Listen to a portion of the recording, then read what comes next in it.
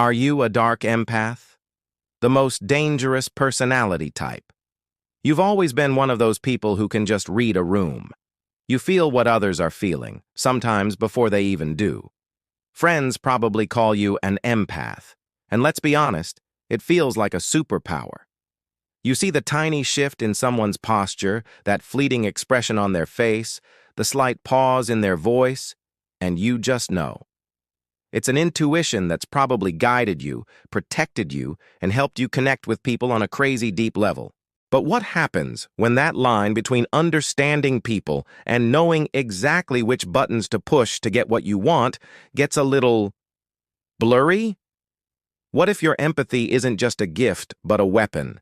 This is the reality for a personality profile that researchers are just beginning to understand, one that's considered uniquely dangerous because of how perfectly it hides in plain sight. These people have an uncanny ability to understand our emotions, but they use that understanding for their own gain. A lot of people who see themselves as empaths are now discovering a darker side to their abilities. So today, we're going to put it to the test and find out the truth. The premise: the dark empath. Explained before we jump into the test, let's get clear on what a dark empath actually is. While the term is all over social media, it's rooted in real psychological observations. A dark empath is someone who has a high degree of empathy, but also has traits from what psychologists call the dark triad: narcissism, Machiavellianism, and psychopathy. Now, this is where it gets interesting. There are two main flavors of empathy. The first is affective empathy. That's when you genuinely feel what someone else is feeling. You see someone cry, and you feel that little pang of sadness in your own chest. This is the empathy we usually connect with kindness and compassion. The second type is cognitive empathy. This is the ability to understand, on an intellectual level, what another person is feeling and why, without necessarily feeling it yourself. You can accurately predict how they'll react, analyze their perspective, and figure out their motivations like a detective solving a case. So, here's the twist. The person we typically think of as an empath usually has plenty of both. A classic narcissist often has very little of either. But the dark empath is a whole different animal. They have incredibly high cognitive empathy, the understanding, but very low, or even non-existent, affective empathy, the feeling. This creates a powerful and dangerous combination: the ability to read people like a book, paired with a self-serving agenda. They know exactly how to make you feel seen and understood, but their goal isn't to connect with you. It's to gather data. This emotional intelligence becomes a tool for personal gain, making them the ultimate wolf in sheep's clothing. So, as we go through this test, be honest with yourself. This isn't about judgment, it's about awareness. Are you using your emotional gifts to heal or to harm? Let's find out. The test: 7 signs of a dark empath. I'm going to walk you through 7 key signs. For each one, take a second to reflect on your own patterns. Think about your relationships with partners, friends, family, everyone. Does this hit a little close to home? Sign number 1. Your kindness is conditional. The first sign is a kind of strategic kindness. This is where your good deeds aren't given freely, but are deployed like chess moves to get a specific result. So, ask yourself, when you do something nice for someone, is there a little voice in the back of your head keeping score?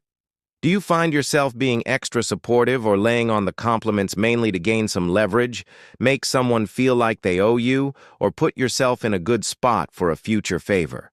Here's a classic example. A coworker is melting down over a deadline. An empath with genuine compassion might offer to help because they feel for them. A dark empath might also offer to help, but their internal monologue is totally different. They're thinking, if I save them now, they'll owe me big time. I can cash that in later to get them to cover my shift or talk me up to the boss. The kindness is a transaction. They'll say all the right things, but there's a hollowness to it, like they're reading from a script. You might notice this in yourself if you feel a flash of anger or resentment when your kindness doesn't pay off the way you expected. If your compassion has an off switch for when it stops being useful, that's a major red flag. Sign number 2. You use malicious humor as a weapon. Humor is supposed to bring people together, right?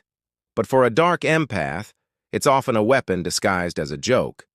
This is especially true for sarcasm, backhanded compliments, and teasing that lands right on a fresh wound. Ask yourself this. Do you use jokes to subtly put someone down, especially if you feel a little threatened by them? Do you have a knack for sniffing out someone's biggest insecurity and then building a hilarious comment around it, all while keeping your get-out-of-jail-free card by saying, "What? I was just kidding! Lighten up!" Let's say a friend gets a promotion you secretly wanted. Instead of a simple, "Congrats," you might say, "Wow, congrats. They must have been really desperate to fill that spot. Kidding, mostly." The comment is perfectly designed to plant a seed of doubt and tarnish their big moment, all under the safe cover of a joke. In fact, psychological studies have found that dark empaths score particularly high in this kind of indirect, sneaky aggression. This isn't about having a dark sense of humor. This is about the intent. If your jokes are consistently aimed at poking vulnerabilities and making others feel small while you look clever, you're not just being funny, you're being malicious. Sign number 3. You're a master of emotional mirroring. One of the most powerful tools in the dark empath's kit is mirroring. That's when you subtly copy someone's body language, tone, and emotions to build a quick connection. Most of us do this subconsciously, but for a dark empath, it's a very conscious tactic. Are you really, really good at making brand new people feel like you're their long-lost best friend? Do you find yourself intentionally adopting someone's slang, their mannerisms, even their personal beliefs just to win their trust, knowing you can use that trust later? Imagine you meet someone new and they tell you they're passionate about animal rescue. A dark empath, even if they couldn't care less, will instantly become the world's biggest animal lover. They'll mirror the person's concerned tone, use the same phrases, and reflect their feelings back with stunning accuracy. This creates a powerful, almost magical sense of connection. The other person walks away thinking, "Wow, finally, someone who just gets me." But for the dark empath, this is just information gathering. Once that trust is locked in, the real game begins. They know what you care about and where you're vulnerable. If you're a pro at creating these instant, intense bonds that almost always end up benefiting you down the line, your mirroring might be less about connection and more about conquest.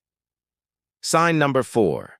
You're secretly seething with resentment and grandiosity. On the outside, a dark empath can seem humble, supportive, even a little shy. But underneath that carefully crafted image, there's often a deep well of grandiosity and a bitter resentment for anyone they see as more successful or happier than them. Do you privately feel that you're smarter and more deserving than the people around you, even while you're publicly cheering them on? Do you feel a secret thrill when someone you envy messes up? Do you have a nagging feeling that the world just hasn't given you the credit you're owed? A dark empath's grandiosity is sneakier than a classic narcissist's. A narcissist practically screams for attention. A dark empath plays the long game. They might be the humble advisor or the loyal number 2, all while secretly believing they should be the one in charge. This breeds a constant simmering resentment. This often comes out as passive aggression. Instead of a direct fight, they'll use gossip, accidental sabotage, or that malicious humor we talked about to bring someone down. They might offer helpful advice that's actually designed to make you fail. If you find yourself smiling and congratulating someone while the voice in your head is dripping with jealousy, you're tapping into the hidden grandiosity that defines the dark empath. Sign number 5. You guilt trip with surgical precision. Look, almost anyone can lay a guilt trip when they feel desperate. But dark empaths turn it into an art form. Their high cognitive empathy means they know exactly which levers to pull. They understand your sense of duty, your fear of letting people down, and your moral compass, and they use that knowledge to control you. When you want someone to do something, is your go-to move to make them feel responsible for how you feel? Do you frame your requests in a way that makes saying no feel like an act of selfishness? For example, you want your partner to ditch their plans with friends and stay home. Instead of just asking, you might say, with a perfect sigh, "No, it's fine. You go have fun. I'll just be here by myself. Don't worry about me. I'm used to it." You know their sense of responsibility will kick in. They feel a pang of guilt, cancel their plans, and you get what you wanted without ever looking like the bad guy. Dark empaths are masters of playing the victim. Their intimate knowledge of your emotional triggers lets them craft the perfect guilt-inducing story. If you consistently use other people's consciences as a tool to get your way, that's a huge sign. Sign number 6. Your empathy has an off switch. For most truly empathetic people, empathy is just on. It can be exhausting, but it's always there.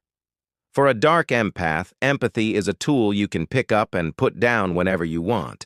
They can show incredible emotional support when it's useful, and then display a shocking coldness when it's not. Can you be deeply invested in someone's crisis 1 minute, and then feel totally detached and bored the next, especially after you've gotten what you needed from them? Have people in your life ever seemed confused by your hot and cold behavior? A dark empath might spend hours consoling a friend after a breakup, offering perfect advice and making them feel completely understood. But all the while, they're building up a favor and gathering intel. The second that friend is no longer useful or starts needing too much support in return, the empathy faucet just shuts off. The dark empath might become dismissive, cold, or even annoyed by the same emotions they were so in tune with just yesterday. This selective empathy is one of the most telling signs. It shows the empathy was never about genuine connection. It was a performance, and once the show's over, the mask comes off. If your compassion is highly dependent on what you're getting out of the deal, you need to pay close attention. Sign number 7. You use love bombing to bait the hook. Love bombing is a tactic where you overwhelm someone with affection, flattery, and praise at the start of a relationship to get them hooked. This is a classic move for many manipulative personalities, including narcissists, but dark empaths do it with a level of emotional precision that's even more disarming. In the early days of a new relationship, romantic or even just a friendship, do you intentionally shower the person with praise that feels like a profound understanding of their soul? Do you zero in on their deepest insecurities and tell them everything they've ever wanted to hear, making them feel like they've finally found their soulmate? A dark empath won't just say, "You're beautiful." They'll use their cognitive empathy to find a specific insecurity. They'll say, "I know you've always been self-conscious about your laugh, but it's honestly the most joyful, authentic sound I've ever heard." It feels incredibly personal and deeply healing to the person hearing it. But this phase is always temporary. It's designed to get them on the hook. Once the person is emotionally invested and dependent on this validation, the dark empath starts to pull away, criticize, and manipulate. The other person is left totally confused, just trying to get back to that perfect beginning. If you recognize this pattern of intense, calculated charm, followed by a slow burn of control in your own behavior, it is the absolute hallmark of a manipulative cycle. The reveal. Interpreting the results. Okay, take a breath. How many of those 7 signs felt a little too familiar? If you saw yourself in 1 or 2, it doesn't automatically make you a dark empath. Lots of people can be manipulative when they're stressed or insecure, and we all have selfish moments. Sometimes these are just learned behaviors from a tough upbringing. The key difference is the pattern, the intent, and whether or not you feel guilty about it later. However, if you found yourself nodding along to 3, 4, or more of these signs, and you really recognize that idea of using emotional intelligence for your own gain, it's time for some honest self-reflection. This isn't about slapping a scary label on yourself. Think of this as a crucial moment of awareness. Recognizing these patterns is the first and most powerful step toward actually changing them. And it's really important to remember, this video is a tool for self-reflection, not a clinical diagnosis. If this has brought up some serious concerns, seeking guidance from a qualified mental health professional is an incredibly brave and important step. They can help you figure out where these behaviors come from and find healthier ways to connect with people. The solution. What to do now? So what do you do with this new awareness? If you recognize these traits in yourself, the path forward is all about conscious effort. Start by just noticing. The next time you're about to make that sarcastic joke or offer some kindness with strings attached, just pause. Ask yourself, what's my real motive here? Am I trying to connect or am I trying to control? The goal is to start shifting from just understanding feelings to actually caring about them. If you recognize these traits in someone else, your number one priority has to be protecting yourself. Don't try to fix them or play their game. The best strategies are setting ironclad boundaries and emotionally detaching. Set boundaries. Be crystal clear about what you will and will not accept. For example, I'm not going to have conversations where I feel like I'm being guilt-tripped. Then the hard part, you have to stick to it. Emotionally detach. Stop looking for their approval. Understand that their compliments are bait, and their criticisms are tools for control. When you detach your self-worth from their opinion, you take away all their power. This might mean using a technique like the gray rock method, where you become as boring and uninteresting as a plain gray rock, giving them zero emotional reaction to feed on. Trust your gut. A super common experience for people dealing with dark empaths is that constant feeling that something is just off, even if you can't explain why. That intuition is your best defense. If a relationship consistently leaves you feeling confused, drained, and doubting yourself, that's your sign to take a big step back. Empathy is a kind of superpower, but like any power, it can be used for good or for ill. When it's stripped of genuine compassion, it can become a scarily effective weapon. The dark empath is the living embodiment of that paradox. The person who understands you perfectly, but uses that understanding to serve themselves. Whether you see these traits in yourself or in someone else, the biggest takeaway is this. Awareness is everything.